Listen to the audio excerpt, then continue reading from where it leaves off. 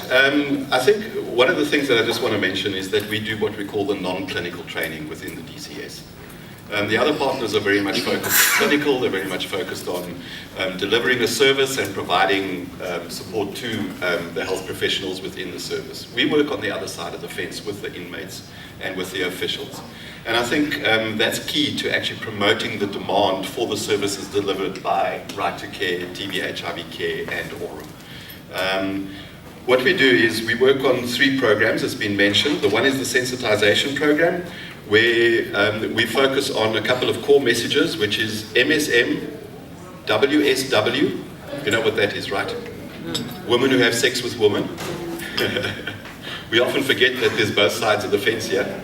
And sexuality and sexual violence, gender norms and substance dependence. And the way that we do that is we go in and we train trainers within the centers to train facilitators or peer educators. We also train the peer educators within the system as well. So it's a 2-pronged approach. The reason for the 2-pronged approach is, if you train a trainer in a center and they become the champion of the program, when our funding runs out, they're there to continue the program moving forward. And that's the principle we work on. We don't only train officials of the DCS to implement the program, but we also train our partners who are operational within the DCS, whether they are funded under the same program or not. There are other partners that work in the DCS. We train them as well for the same purpose. A good example of what we've managed to do is, for example, at the Zonderwater prison, and I know it's not in your territory, but I always like to use it as an example. Zonderwater prison or correctional facility also houses the training center for DCS officials. So the new guys that apply to go into the Department of Correctional Services all go to Zonderwater Training College, or they go down to Kroonstad Training College, where they get trained into the system and they learn how to manage custodial care of people within prisons. Within their training program, it's been agreed with the Zonderwater Training College that the sensitization, the STEPS and the IAC program are part of their curriculum.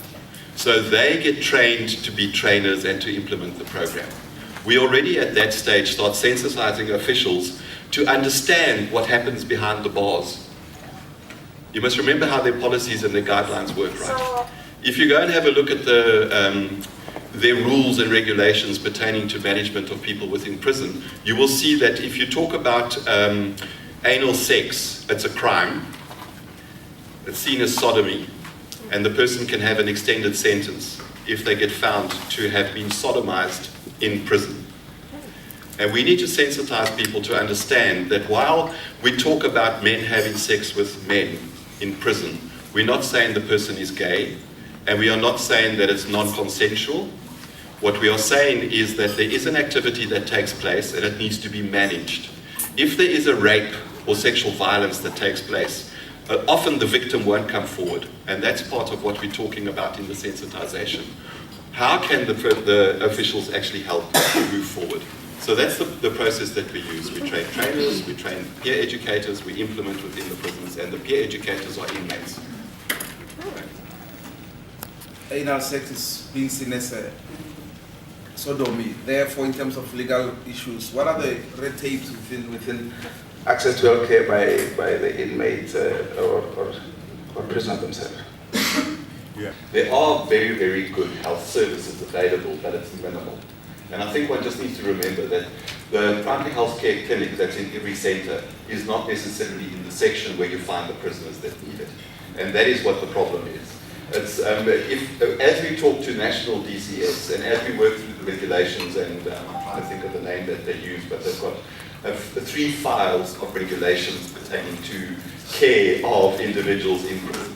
Remember, a person is a prisoner, is an inmate and being protected inside so that we on the outside are safe. Because you must remember this, and that is what DCS is all about.